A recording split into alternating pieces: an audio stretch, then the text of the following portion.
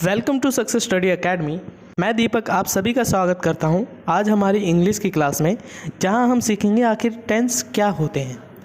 तो देखिए, टेंस को हम हिंदी में बोलते हैं काल, और काल का मतलब होता है समय, यानी कि कहीं ना कहीं टेंस का मतलब है टाइम। ये क्या दिखाता है? टाइम। अच्छा, टाइम किस चीज़ का दिखाता है? ये दिखाता है कि कोई भी काम जो हो रहा है वो कब हो रहा है, यानी कि कौन से समय में हो रहा है। तो देखिए, हमेशा याद रखिएगा, टेंस में 3 चीज़ें आती हैं: प्रेजेंट, पास्ट और फ्यूचर। प्रेजेंट जो होता है वो वर्तमान को शो करता है, यानी कि जो अभी हो रहा है। पास्ट जो है वो भूतकाल को शो करता है, ये बताता है कि वो काम हो चुका है। और फ्यूचर टेंस का मतलब होता है वो काम होने वाला है।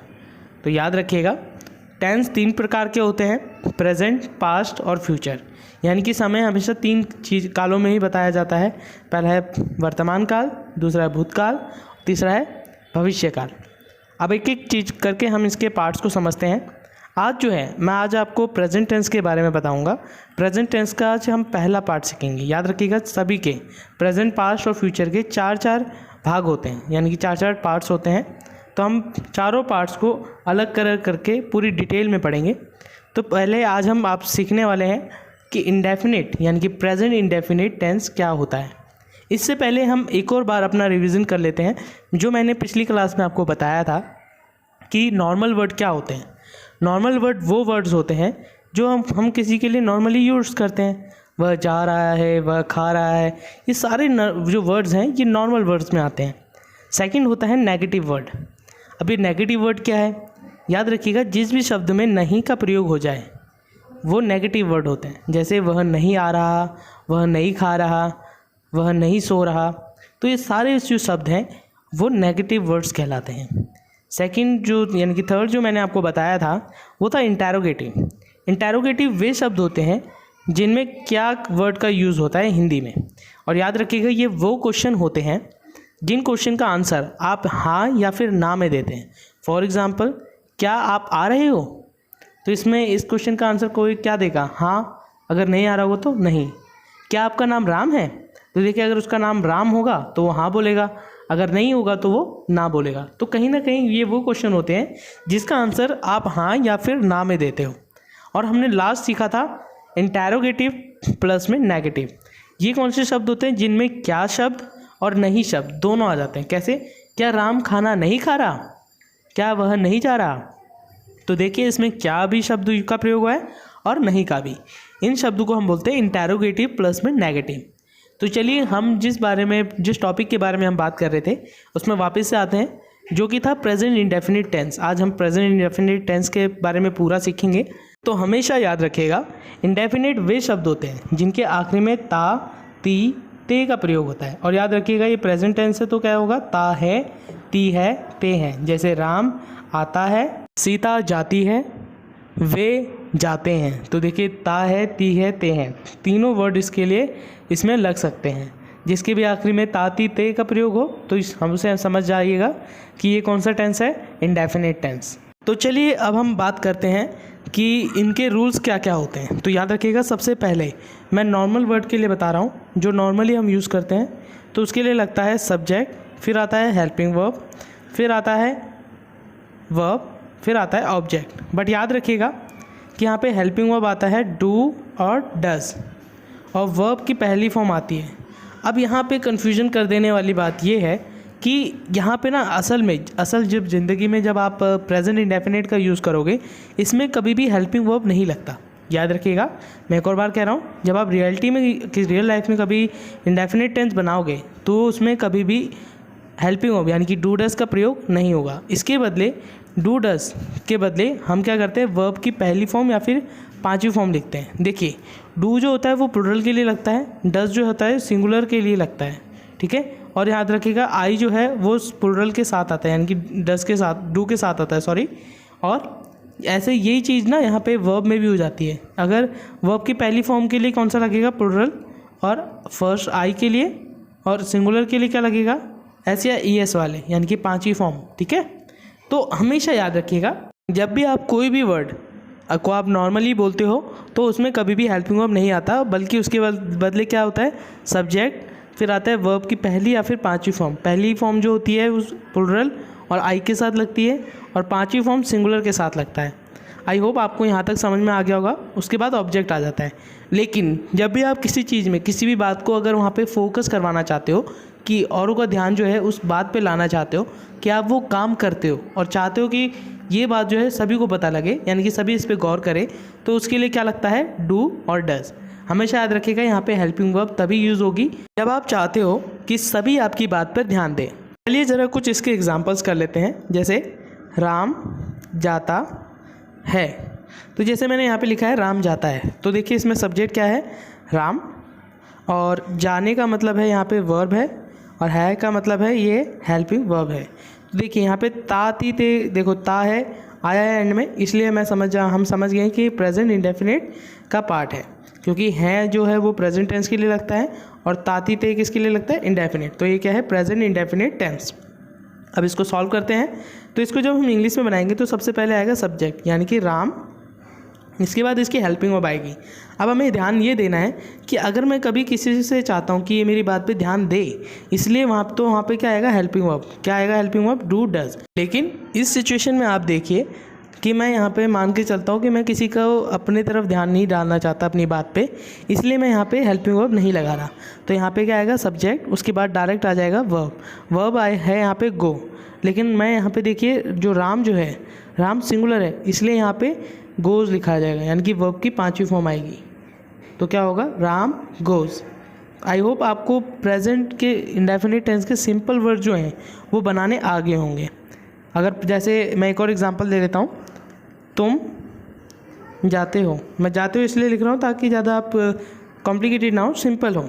तो इसको देखिए यू, तो देखिए पिछली बार तो राम सिंगुलर था इसलिए यहाँ पे गोज़ आया था, लेकिन यू जो है यहाँ पे प्लुरल है, इसलिए यहाँ पे क्या आएगा? सिंपल गो। वर्ब की पहली फॉर्म ही आएगी और वर्ब की पांचवी फॉर्म ईएस नहीं लगेगा। तो यहाँ पे सिंपल वर्ड क्या बन गया? यू गो, यानी कि तुम जाते हो। तो अब हम इसको नेगेटिव में बना के देखते हैं। तो मैंने आपको जैसे कि बताया था, जब भी नेगेटिव आता है तो सबसे पहले सब्जेक्ट, फिर हेल्पिंग वर्ब, फिर नॉट, और फिर उसके बाद वर्ब, और आखिरी में ऑब्जेक्ट आ जाता है। तो आई होप आपको इसके नेगेटिव के भी धीरे धीरे याद हो रहे होंगे। तो अब हम इसके लिए भी वर्ड्स वही वाले लेते हैं। राम जाता है, तो अगर मैं राम जाता है को नेगेटिव में बनाऊंगा तो हिंदी में क्या होगा? राम नहीं जाता है।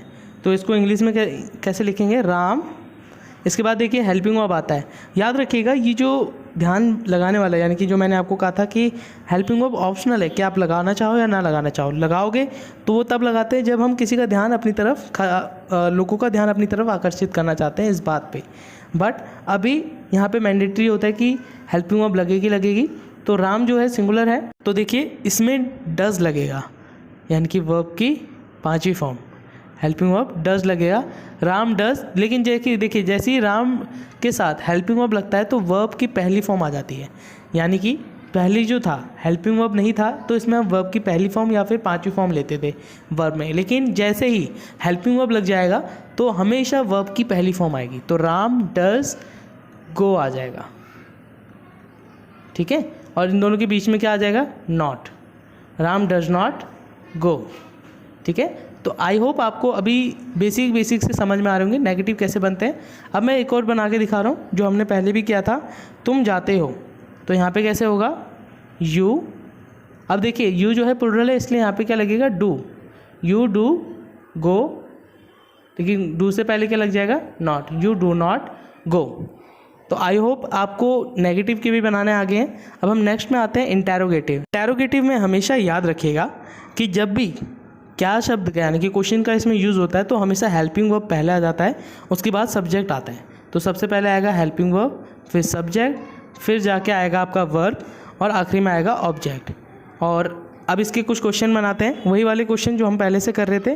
राम जाता है, तो यहाँ पे क्या होगा? राम। देखिए नहीं, यहाँ पे क्या होगा? हेल्पिंग वर्ब पहले आएगी, तो राम से पहले क्या आएगा? डज। डज राम गो। यहाँ पे क्वेश्चन मार्क भी आ जाएगा। ठीक है, और हम बोलेंगे इसको किस तरीके से? डज राम गो। तो यहाँ पे आप अपनी जो आपकी टोन है ना उस पर भी ध्यान दिया कीजिए।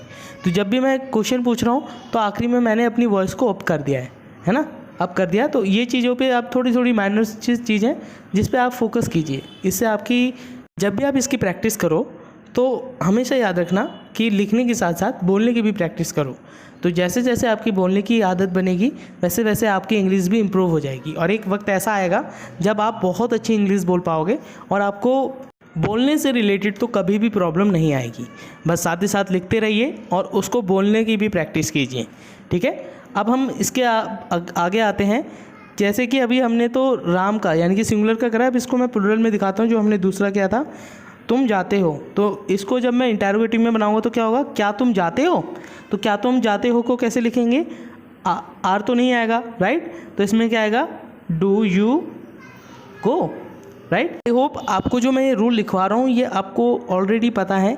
अगर नहीं पता है तो आपसे रिक्वेस्ट है कि आप हमारे यूट्यूब चैनल पे जाइए और वहाँ पे ऑलरेडी पार्ट्स ऑफ स्पीच से रिलेटेड सभी वीडियो आपको मिल जाएंगी, उसे आप देखिए।